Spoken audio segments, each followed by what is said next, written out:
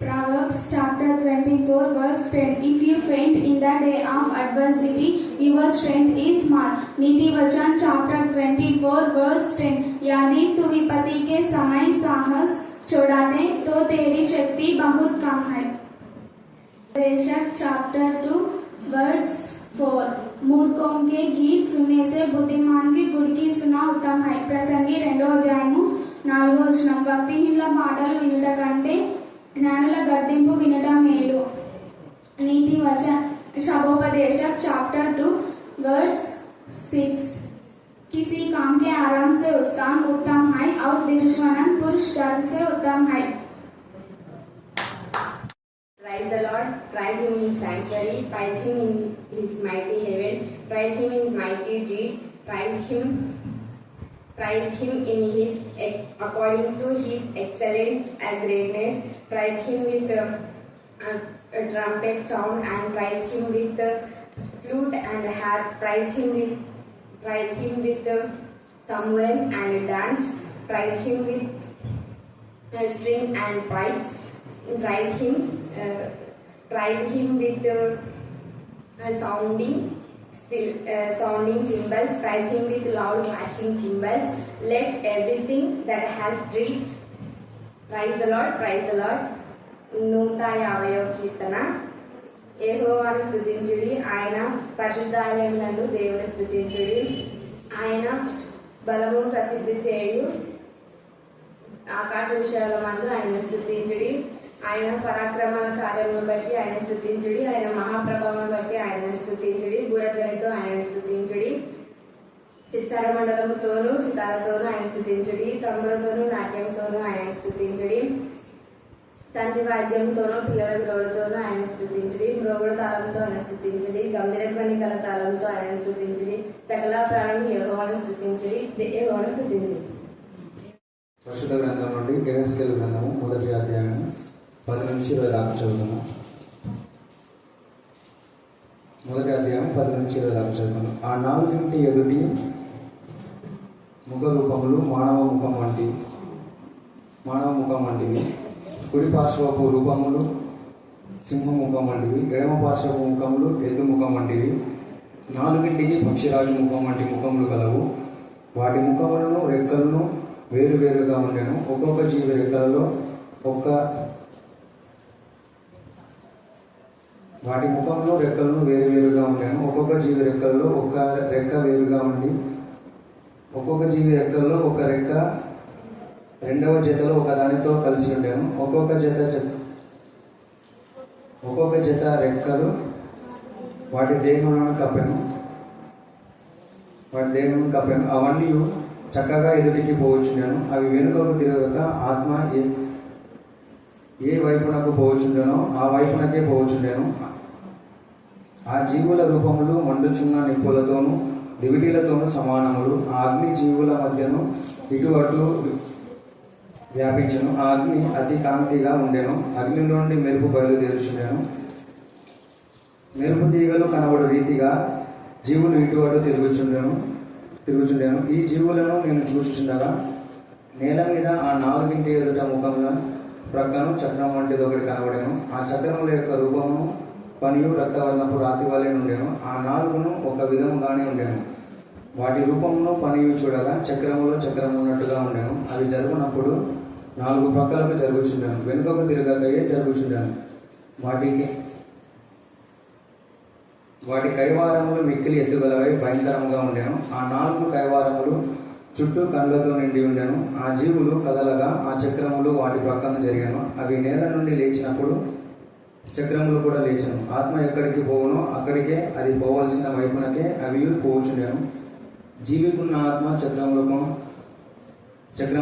ఉండేను కనుక అవి లేవగానే చక్రములను లేచుచుండెను. దేవుడి పరిశుద్ధాత్మను దీవించును. Lord, touch them, Lord, strengthen them, Lord, fill them with the power of the Holy Spirit, Master. Lord, make it once mahmigda.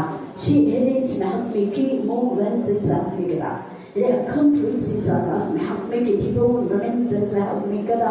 They are killing different sisters mahmigda.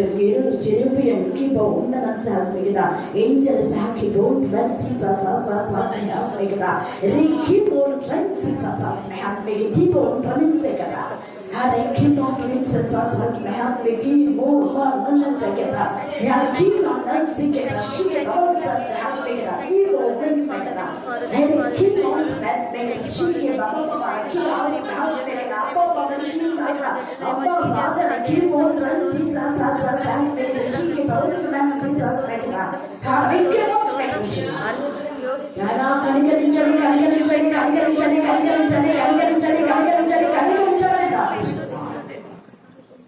దేవా నీ బిడ్డలు పాడిన పాట నీకు ఎంత ఇష్టమైన ఎంపైన శ్వాస యాకం ప్రభా బిడ్డలు శుద్ధ హృదయంతో మా తండ్రి దేవా మహాగణుడు నా తండ్రి మహోన్నతుడు ఆకాశంలో మహాకాశం మేము పట్టించాలి ప్రభా బాబేని నివాసం చేయడానికి మీరు వచ్చిన దేవుడు తల్లి కృపతో దయతో నా ప్రభా మమ్మల్ని ఆదరించాలని ఇష్టపడిన తండ్రి ప్రేసిస్తాను దేవా మీకే స్తోత్రం బలహీనతలో దేవుడు మీరు శక్తిని ఇచ్చారు కదా స్తోత్రం దేవా భుజం అనేక బుధవారాలు సంఘంలో ఎలాగైనా ఆదరించిందో మీకు తెలుసు కదా మరలా బిడ్డలు నడుపుగా చేసిన విధానం బట్టి మేము తీసుకుంటున్నాం దేవా కుటుంబాన్ని నా తండ్రి మీరు లేవనెత్తడం కానీ మిగతా విషయంలో మీరు రాయిస్తున్నారు వారిని గతించి ముఖ్యమని కాదిస్తున్నాం అందువల్ల ప్రతి వేస వేసడానికి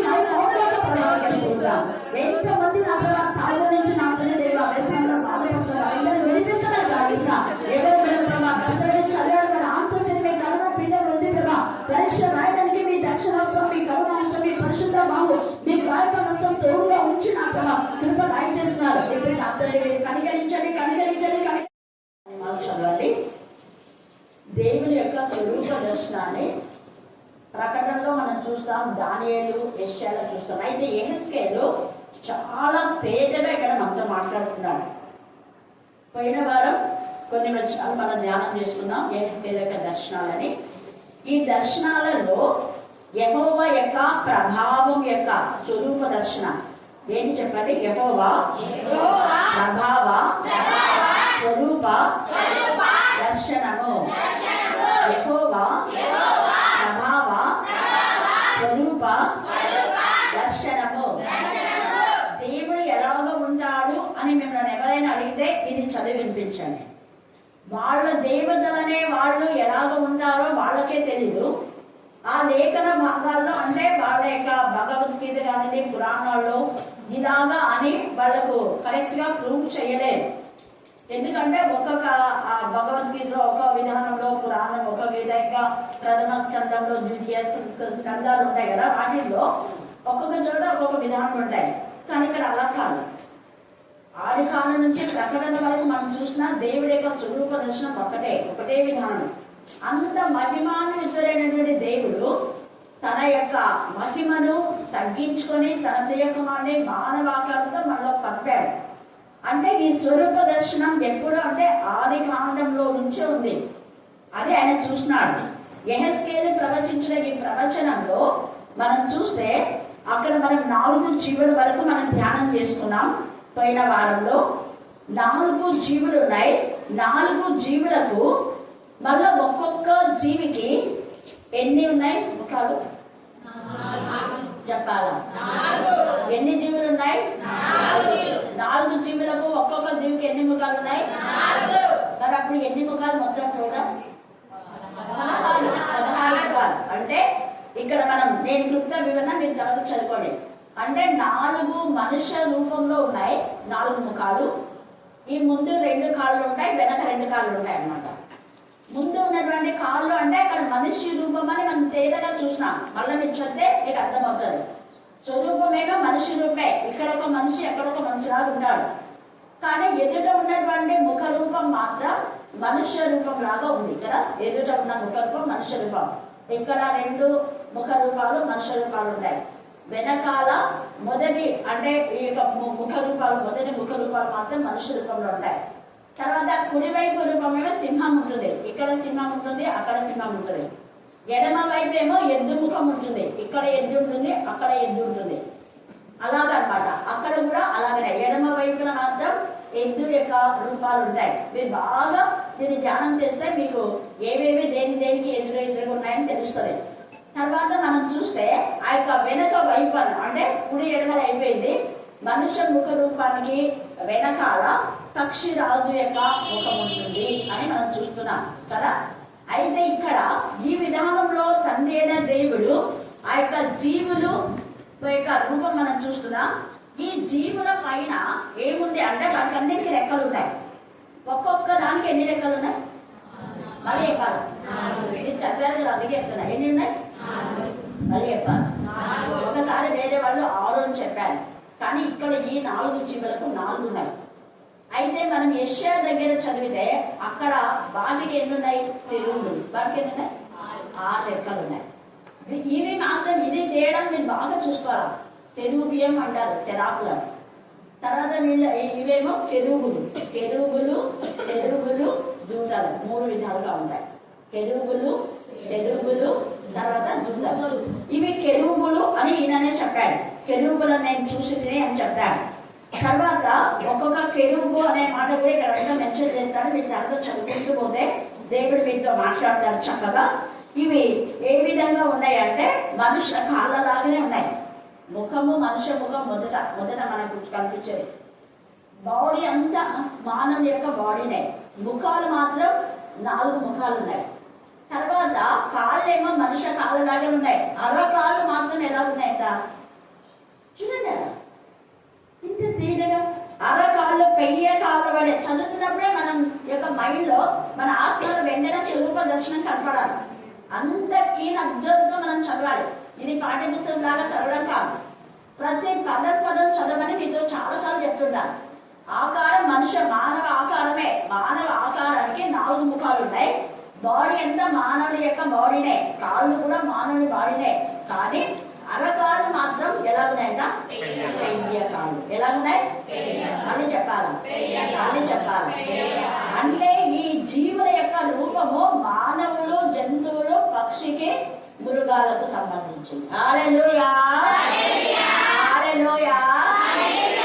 అంటే ప్రపంచంలో దేవుడు సృష్టించిన సృష్టిలో మానవులు ఉన్నారు, జంతువులు ఉన్నాయి, అడవి జంతువులు, మృగాలు అంటాం, పక్షి జాతి కదా. అది చూడండి ఎంత తేజగా పరిశుద్ధాత్మ దేవుడు ఈ యొక్క రెక్కలను మనం చూస్తున్నాం. ఈవెన్ మనం ఒకవేళ చేపలు గురించి ఇక్కడ రాయబడలేదు అనుకోవచ్చు. చేపలకు ఏమైనా రెక్కలు ఉన్నాయి, అవి కూడా ఒక విధానంలో దీనికి చెందినటువంటివే.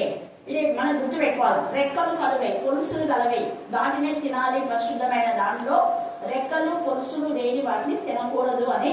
ఆ యొక్క చేపలకు రెక్కలు పొలుసులు ఉంటేనే తినాలి మనం. రెక్కలు పొలుసు లేనివి అపవిత్రమైన జంతువులు, వాటిని తినకూడదు అని వ్రాయబడింది లేఖన భాగంలో.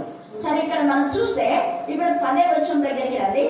ఆ 4 ఎదుటి ముఖ రూపంలో మానవ ముఖంలో వంటివి, కుడిపార్శ్వపు రూపంలో ఏమో ఎలా ఉన్నాయంట?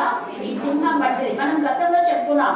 మానవునికి ఇక్కడ మానవ రూపము అనే దానికి ముందే తండ్రి అయిన దేవుడు తన స్వరూపమందు తన పోలిక చొప్పున నరులను చేసి, అంత మాత్రమే కాకుండా యేసు ప్రభువు వారు మానవ ఆకారం దగ్గరికి రాబోతాడు అన్నదానికి కూడా ఇది నిదర్శనం. అందుకనే 4 ముఖాలు ఉన్నాయంటే నలుగురికి కూడా యేసయ్య సువార్త 4 సువార్తలకు సూచన అని కూడా. తర్వాత ఈ యొక్క ఎద్దు అంటే ఆయన ఎద్దులాగా వధింపబడబోతాడు. ఆ మానవ ఆకారంలో వచ్చినటువంటి మానవ స్వరూపం. పరిపూర్ణ దేవుడు యేసు ప్రభువు వారు పరిపూర్ణ మానవుడు. పరిపూర్ణ దేవుడు, పరిపూర్ణ మానవుడు. అలా మానవ ఆకారంలో వచ్చినటువంటి యేసయ్య ఈ యొక్క ఎద్దులను బలిపశువుగా చేయడానికి, బలి అర్పించడానికి ఈ యొక్క పక్షిరాజును అర్పించకూడదు, సింహాన్ని అర్పించకూడదు, ఎద్దును అర్పించవచ్చు కదా. అది కోడే అంటారు. ఇప్పుడు ఎర్రటి పెయ్య ఎర్రటి పెయ్య అంటే అది ఆవుకు సంబంధించింది పెయ్య అంటారు కదా. అది ఇప్పుడు దొరికింది, దాన్ని అర్పించినారు. నిన్ననో ఎప్పుడో చేసినారు. ఇప్పుడు రాకడకు సూచన అనే మాట మాట్లాడుతున్నారు. మీరు యూట్యూబ్ లో సెర్చ్ చేస్తే అక్కడ జరుగుతున్న విషయాలు, యెరూషలేములో జరుగుతున్న విషయాలు మీరు తెలుసుకోవచ్చు. అది కానీ సరైన విధానంలో వాళ్ళు ఐడెంటిఫై చేయకుండా అర్పించినారని మళ్ళీ కొంత డిస్కషన్ ఏదో వస్తా ఉంది. అక్కడ ఎర్రటి పెయ్యలో ఏదో కొంత లోపం ఉంది అన్నారు. ఈ యొక్క ఎద్దులు మామూలుగా బదగొర్రెగా, యేసయ్య కూడా బదగొర్రెగా మారుతాడు అనేది మనకు మాటకు అంటే ఆయన మానవుడుగా ఉంటాడు. సింహం అంటే రారాజుగా ఉన్నటువంటి దేవుడు, మానవుడుగా వచ్చి రారాజుగా ఉన్నటువంటి దేవుడు రాజ్యం ఏలబోతాడు. అంత మాత్రమే కాకుండా ఆయన మానవుల పాపం విషయమే ఆయన తన్ను తాను బలిపశువుగా మారబోతాడు. ఆ తర్వాత మరణం చేయించి తిరిగి లేచి పక్షి రాజులాగా, పక్షి అంటే పావుగము కదా. ఆయన బాప్తిసం తీసుకున్నప్పుడు ఎవరు వచ్చినారు అక్కడ వాళ్ళు చెప్పాలి, మీరే చెప్పాలి. పరిశుద్ధాత్మ పక్షి రూపము వలె అన్నాడు. అంటే ఈ పక్షి రాజు పక్షులకు చెందినటువంటిదే అనేది ఒక అర్థం. తర్వాత మనం చూస్తే ఈ యొక్క జీవులు మనం చూస్తే వాటికి ఉన్నటువంటి రెక్కలు ఒక్కదానికి ఒకటి కలుస్తున్నాయంట. హల్లెలూయా, హల్లెలూయా. అంటే విడివిడిగా లేవు, ఎందుకు ఇలాగ ఉన్నాయి, ఒకదానికి ఒకటి కలుస్తున్నాయి అన్న దానిలో అర్థం ఏంటంటే తండ్రి అయిన దేవుడు నీతో నాతో కలిసి జీవించాలని ఆయన అభిష్టం ఆది కారణంలోనే. అందుకనే మానవునితో ప్రతిరోజు ఆయన సహవాసం చేశాడు.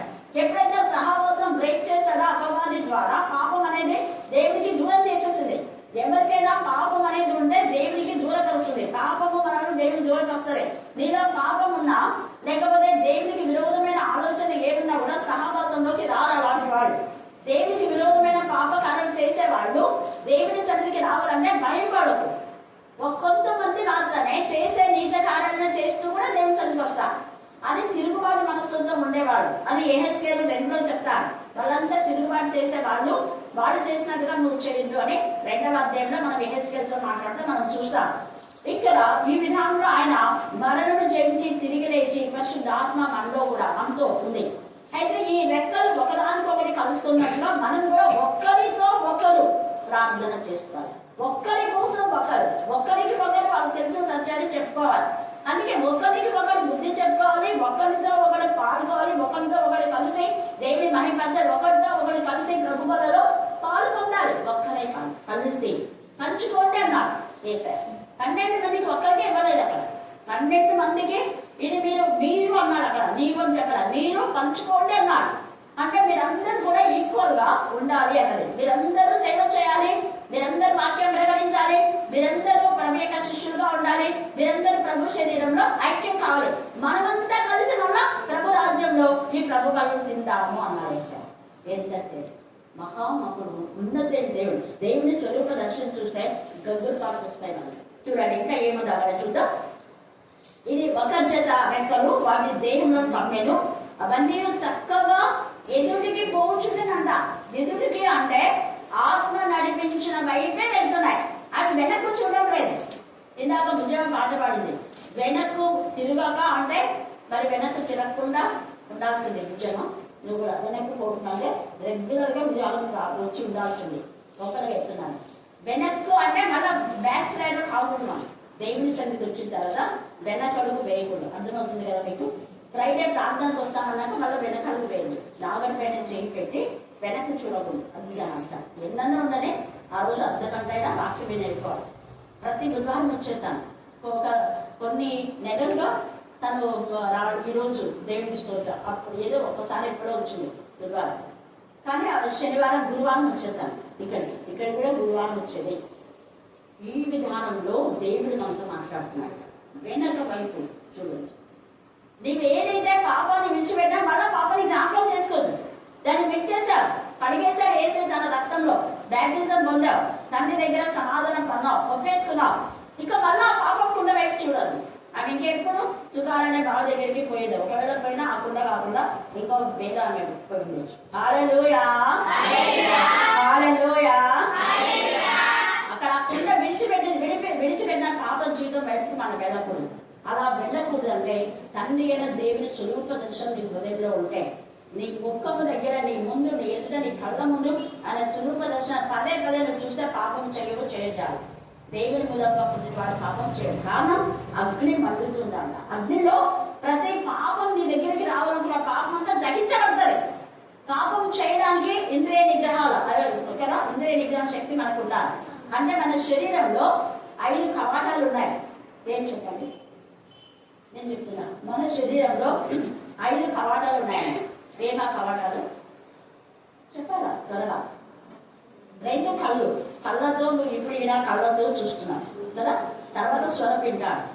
మన చెవుల ద్వారా శ్రవణం దేవుని స్వరాన్ని వినడానికే ఉండాలి. నా గొర్రె నా స్వరాన్ని వింటాయి, వేరే స్వరాన్ని వినవు. ఎవరు వేరే చోటికి రమ్మన్నా పోవవి. ఒకవేళ అక్కడికి పోయినా ఆ స్వరం గుర్తించి ఇది నా స్వరం కాదు, ఇది అన్ని స్వరం అని వచ్చేస్తాయి. నా గొర్రె నా స్వరాన్ని మాత్రమే వింటాయి. స్వరూప దర్శనం ఇక్కడ మనం చూస్తే ఆయన అవన్నీ వింటాడనమాట. ఇక 2వ అధ్యాయంలో ఆయన నేను మాట్లాడవలనని ఆయన నాతో మాట్లాడినప్పుడు ఆత్మ నాలోనికి వచ్చి స్వరం ఎప్పుడైతే విన్నాడో ఇదంతా చూస్తున్నాడు. ఇప్పుడు కన్నులతో అంతా చూస్తున్నాడు. ఆయన ఏం మాట్లాడలేదు, కన్నులతో చూస్తూ ఉన్నాడు. చూసిన తర్వాత దేవుని స్వరూప దర్శనం ఎప్పుడైతే ఆయన యొక్క మైండ్లోకి వచ్చేసిందో, ఆయన యొక్క ఆత్మ మనసు ఏకీభవించిన వెంటనే పరిశుద్ధాత్మ స్వరం వినపడింది. ఆయన నరపుత్రుడా అన్నాడు. నిన్ను నరపుత్రుడా అంటే నీకు వినపడుతుందా? నువ్వు నరపుత్రుడవే, నేను నరుడుగా నేను చేశాను. నరపుత్రుల పైన ఆది నరులకు ఉన్నటువంటి ఆ గుణ లక్షణాలు నీకు ఉండకూడదు. అతను ఆది నరుడు పాపం చేశాడు, ఆ పాపంలో నువ్వు ఉండకూడదు. అందుకే ఏమంటున్నాడు ఇక్కడ, నీ యొక్క చెవులు శుద్ధి చేయబడాలన్న ఉద్దేశంతో నరపుత్రుడా నీవు చక్కగా నిలవడం అన్నాడు.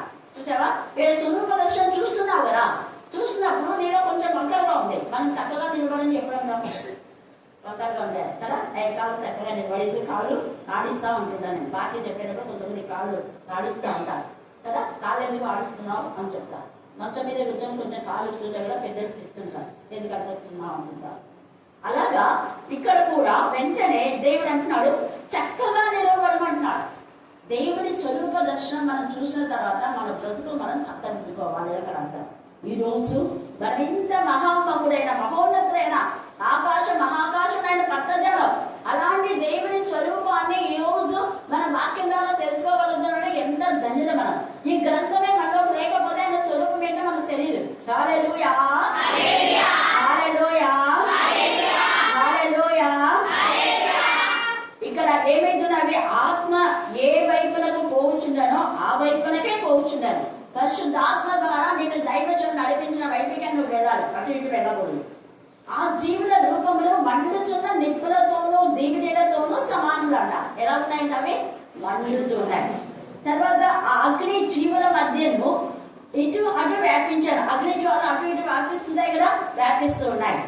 తర్వాత ఆ అగ్ని అతి కాంతిగా ఉండేది, చాలా కాంతిమైన కళ్ళు మిరిమిట్లు కొలిపేలా ఉన్నాయి. చూస్తున్నాడు, ఇదంతా చూస్తున్నాడు ఎహెజ్కేలు. అగ్నిలో ఉండి మెరుపులు బయలుదేరుచుండెను, మెరుపు తీగలు కనబడు రీతిగా జీవులు ఇటు అటు తిరుగుచుండేది.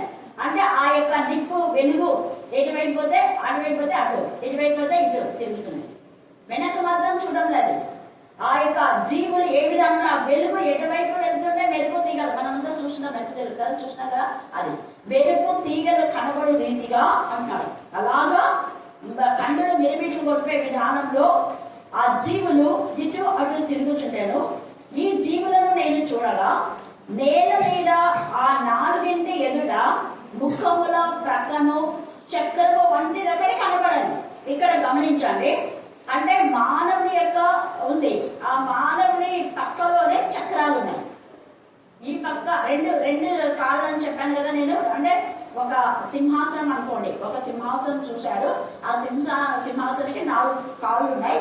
ఆ 4 కాళ్ళనే మనుషుల దాంట్లోనే, దానికి చక్రాలు ఉన్నాయి. మీరు ఇక్కడ దీని రూపాన్ని చూసే అప్పుడెప్పుడో మునులు ఋషులు చెప్పింటే మన వాళ్ళు రథాలు చేసి మీరు ఇక్కడ కూడా తేరు అంటుంటారు. ఆ తేరుకి ఎప్పుడైనా మీరు అబ్జర్వ్ చేయండి, నేను చేసిన ఇక్కడ తెచ్చుంటాను. ఆ తేరుకు చక్రాలు ఉంటాయి కదా, ఒక్కొక్క చక్రంలో ఒక్కొక్క చాలా సర్కిల్ ఉంటాయి. తర్వాత ఇట్లా కన్నులు ఉంటాయి. పవన్ తెలుస్తున్నాయి. పవన్ చూసినా కదా, తేరు చూసినా కదా, దానికి అంతా కన్నులు ఉంటాయి. రౌండ్ షేప్ లో కన్నులు ఉంటాయి. నేను ఎక్కడైనా పల్లెటూరు పోతే ఖచ్చితంగా అబ్జర్వ్ చేస్తాను. జులకల అదే పోతుంటే ఆ కిటికీ దగ్గరనే నేను ఆ హెచ్ఎం రూమ్ దగ్గరికి ఇట్లా వెళ్ళిపోతుంది. అప్పుడు నేను చాలా అబ్జర్వ్ చేస్తున్నాను దాన్ని చూసి. అప్పుడు వెంటనే అవి చూసినా మనకి ఇదే వాక్యం గుర్తున్నాం. వాళ్ళు మనకు కాపీ కొట్టే వాళ్ళు చేసుకున్నారు. ఒక్కొక్క చక్రంలో ఒకటి అట ఎన్నో చక్రాలు ఉన్నాయి, కౌంట్లెస్. వాటి చాలా పెద్దగా ఉన్నాయి. వాటి కైవారం అంటే పెద్దగా ఉన్నాయి ఆ చక్రాలు. అవి రాతి చక్రాలు అనమాట. అవి ఏ రాతి అంటే రక్తవర్ణపు రాతి వలె, ఎరుపు వలె ఉన్నాయి. ఎరుపు వలె ఎందుకు ఉన్నాయంటే యేసయ్య తన రక్తాన్ని చిందించి ఆ యొక్క మన పాపములంతా కూడా పరిహరిస్తాడని చెప్పడానికి కూడా ఇది ఒక సూచన. రక్తవర్ణపు రాతి వలె ఉండేనంట ఆ చక్రం యొక్క రూపములు, మరియు రక్తవర్ణపు రాతి వలె ఉండేను. ఆ 4 ఒక్క విధంగానే ఉండాలి. 4 చక్రాలు, 4 జీవులు ఉన్నాయి, 4 చక్రాలు ఉన్నాయి. ఆ 4 కూడా ఒకటే విధానంలో ఉన్నాయి. చూడగా చక్రంలో ఉన్నట్టుగా ఉన్నాయి. ఇంకా ఎన్ని చక్రాలు మనం దాన్ని లెక్క పెట్టలేము. చక్రంలో అలా సర్కిల్ ఉన్నాయి. అవి జరుగుతున్నప్పుడు 4 ప్రక్కలను జరుగుతుంటాయి. ఆ జీవులు ఇట్లా ముందు పడుతున్నాయి, చక్రాలు కూడా జరుగుతున్నాయి. జీవులు ఆగినాయంటే చక్రాలు కూడా ఆగుతున్నాయి. చక్రములలో కూడా దేవుని ఆత్మ ఉంది. హల్లెలూయా, హల్లెలూయా. ఇదే దేవుని ఆత్మ స్వరూపం. ఇదే నేను చాలా మంది హిందువులతో పాయింట్అవుట్ చేస్తాను. ఇక్కడ దేవుని యొక్క ఆత్మ చక్రంలో ఉంది. మరి మీరు రథాలలో మీరు నడిపిస్తే అవి నడుస్తాయి, లేకపోతే ఇవి అలా కాదు.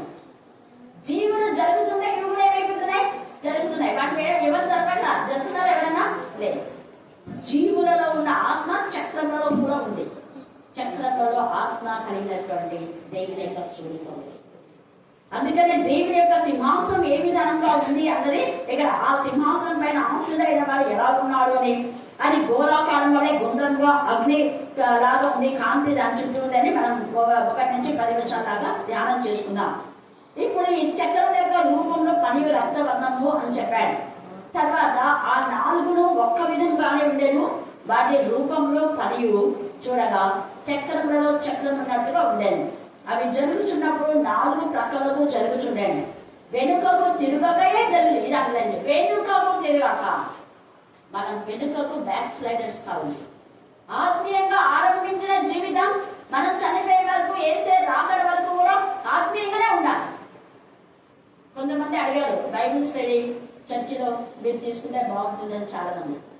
నేను ఊరికే క్యాజువల్గా అడిగితే అఖిల్ వద్దు మేడం, వద్దు, ఇక్కడనే బాగా తెలుస్తుంది, నాకు వద్దు ఇక్కడనే బాగా తెలుస్తుంది, రోజు అందరూ వస్తున్నారు అన్నారు. ఏమైనా దేవుని చిత్రం. కొంతమంది బాధపడుతున్నారు, చాలా మంది బాధపడుతున్నారు. అంటే ప్రేయర్ చేయించుకోవడానికి కోసం వాళ్ళు ప్లాన్ చేస్తున్నారు.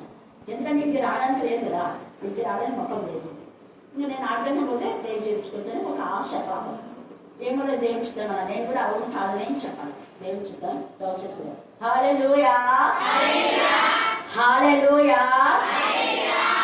అందుకని ఇక్కడ వెనుకకు అంటున్నాడు. ఇక్కడ వెనుకకు తిరగకయే జరుగుతుంటాను.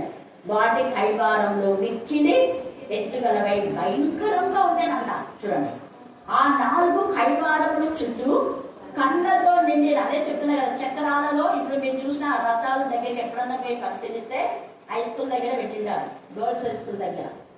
దాంట్లో చూస్తే ఎన్ని కన్నులు ఉన్నాయి చుట్టూ. ఇది చూస్తే మనం చూస్తే వాళ్ళు చూస్తున్నారు, చాలా కన్నులు ఉన్నాయి. ఆ కన్నులు ఏంటి, ఇన్ని కన్నులు ఉన్నాయని మనం అడిగితే వాళ్ళకు రెస్పాన్స్ లేదు. మనం చెప్పగలం ఎందుకు ఇన్ని కన్నులు ఉన్నాయని చెప్పండి. చక్రాలకు ఎందుకు అన్ని కన్నులు? చక్రాల కన్నులు ఉన్నాయి, హస్తంలో కూడా కన్నులు ఉన్నాయి, రెక్కల కింద కన్నులు అని మన ప్రకటనలో చూస్తాం. కన్నులు ఉండేను, ఇన్ని కన్నులు, చక్రాల కన్నులు ఉన్నాయి. తర్వాత మానవ హస్తం అంటే హస్తంలు ఉన్నాయి. తర్వాత ఆ రెక్కల అంతా చుట్టూ కన్నులతో నింపబడిందని ప్రకటనలో మనం చూస్తాం కదా. ఎందుకు ఇన్ని కన్నులు ఉన్నాయి చెప్పండి. మనల్ని ఒక్కొక్కరు చూడేమో ఆ కన్ను దగ్గర కొన్ని కోట్ల మంది కోడి కన్నులు దగ్గర. ఆ కన్నులు నిన్ను నన్ను చూడడానికి నాకు కన్ను, నీకు కన్ను, అందరి కన్నులు ఉన్నాయి అక్కడ, అందరిని చూస్తున్నాయి. అందుకే ఈ విషయాన్ని కాపాడబడుకుంటాడు. హల్లెలూయా, హల్లెలూయా. ఎవరిని మర్చిపోలేనా. తర్వాత చూడండి ఇక్కడ వాటి కైవారం మిక్కిలి ఎత్తుగలవై భయంకరంగా ఉండేను. ఆ 4 కైవారం చుట్టూ కళ్ళతో నిండి ఉండేను. ఆ జీవులు కదలగా చక్రములను వాటి ప్రక్కను జరిగాను. అవి నేరంది లేచినప్పుడు చక్రం కూడా ఏం చేస్తున్నాయట, లేచింది. ఇవి లేస్తే అవి లేస్తున్నాయి. మరి దేవుని స్వరాన్ని విన్నప్పుడు దేవుని వెల్లడిస్తున్నారా? అక్కడ ఏదైనా తోటలో దేవుడు ఆగినప్పుడు ఆదామవ్వలు కూడా ఆగిపోయేవారు. దేవుడు నడుస్తుంటే దేవుడితో కూడా ఇంత అక్కడ ఉన్నటువంటి ఆ సిచ్యువేషన్ ఇక్కడ చెప్తున్నాం. దేవుని ఆత్మ ఆదాం అవ్వలో ఉంది కాబట్టి వాళ్ళు ముగ్గురు కలిసి తోటలో వెళ్తున్నారు. ఎక్కడైనా దేవుడు ఆగాడంటే చూసి ఒక్కొక్క చెట్టు గురించి చెప్తున్నాడు, ఇది చాలా బాగుంటుంది, తిన్నారా మీరు ఇది అని. ఎన్నో రకరకాల పనులు. ఏదేం చూడంటే పరలోకంలో ఉన్న ఏదేం చూడనే యాక్చువల్గా ఇక్కడ పెట్టాడు దేవుడు. కాకపోతే ఇది చిన్నగా ఉండదు, ఆ పెద్ద ఉండదు. పెద్ద పెద్ద లావులా ఉంటాయి కళ్ళు పండించిన అన్ని పూలు కూడా పెద్ద పెద్దగా ఉంటాయి. ఇక్కడ అది చిన్నగా పెట్టినాడు కొంత ఏదైనా. అయితే నిజంగా ఏది దేవుడు ఆగినప్పుడు వాళ్ళు కూడా ఆగిపోతున్నారు. దేవుడిని అనుసరించడం అంటే అదే, ఆయనతో నడవడం అంటే అదే. మన పరిశుద్ధాత్మతో నింపబడినప్పుడు ఆయనతో మనం నడుస్తాం.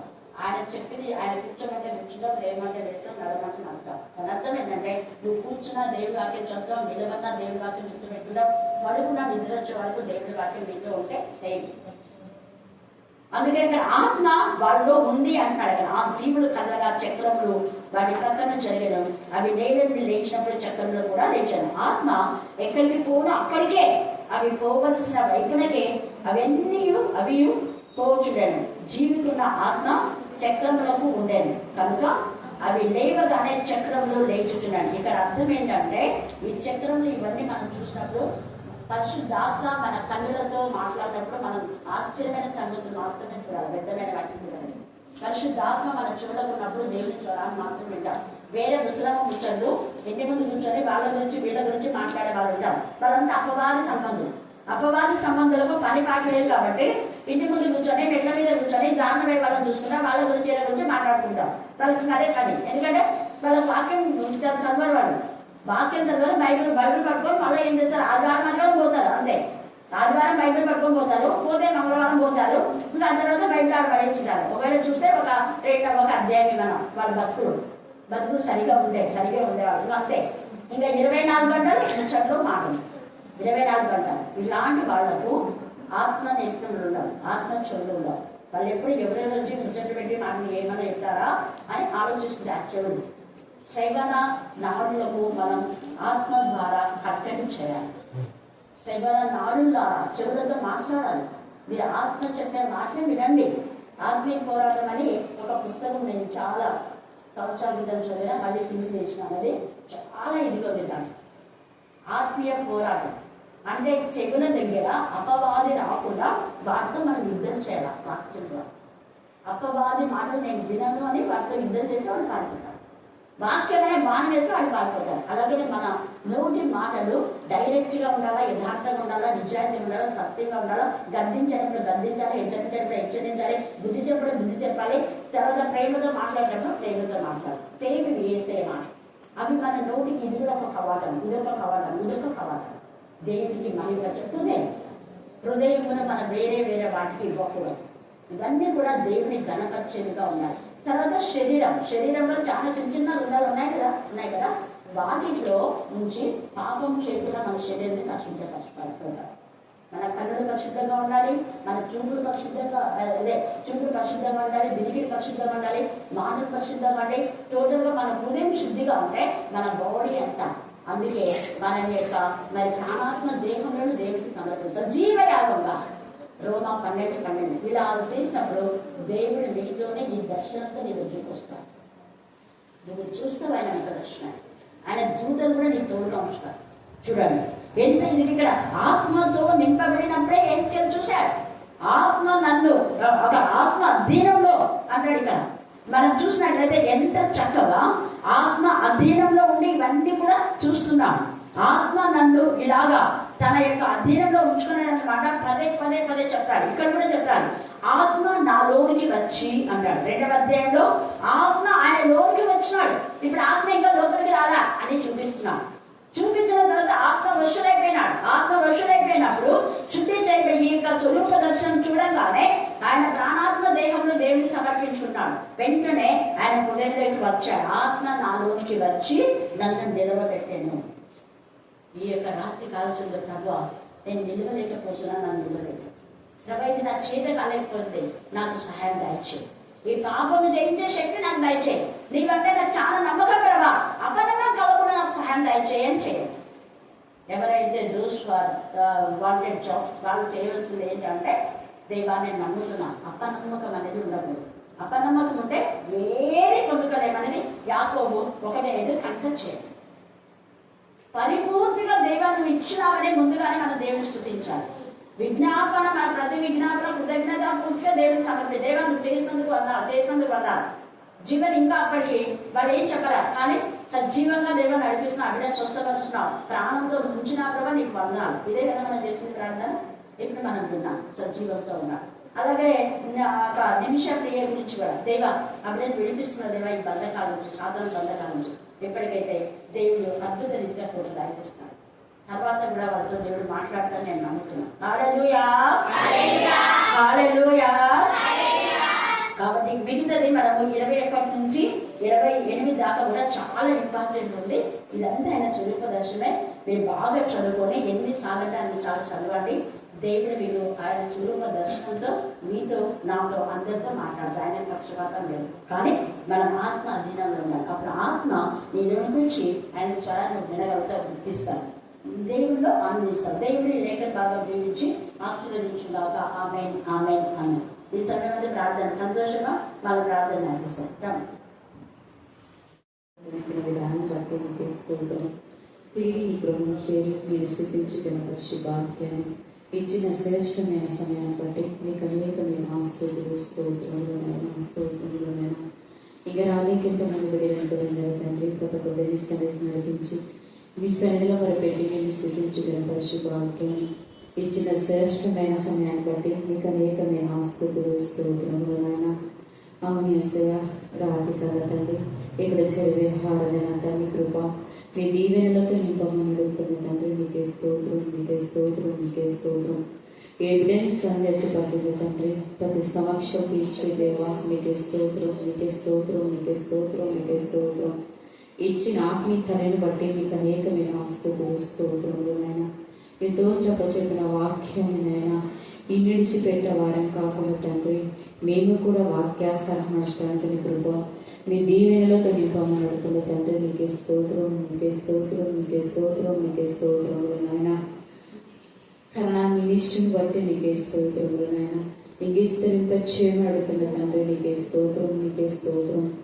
అవును యేసయ్య, భుజమస్నములను బట్టి నీకే స్తోత్రం. బిడ్డకి పరిపోయిన శ్వాస దయచేసిన విధానం బట్టి నీకే స్తోత్రం, నీకే స్తోత్రం. ఆ కుటుంబంలో శాంతిని సమాధానమైన రక్షణ దయచేసి అడుగుతున్న తండ్రి నీకే స్తోత్రం, నీకే స్తోత్రం. ఆ కుటుంబానంతా దీవించండి, ఆశీర్వదించమని అడుగుతున్న తండ్రి నీకే స్తోత్రం, నీకే స్తోత్రం. బిడ్డలు డిఎస్సి పరీక్షలకు రాసిన తండ్రి బిడ్డలలో దీవించండి, ఆశీర్వదించమని అడుగుతున్న తండ్రి నీకే స్తోత్రం, నీకే స్తోత్రం, నీకే స్తోత్రం, నీకే స్తోత్రం. అవును యేసయ్య, ఎంతమంది బిడ్డలునైనా అనారోగ్యంతో బాధపడే నీ సన్నిధిలో మొరపెట్టి అడుగుతున్నారా తండ్రి.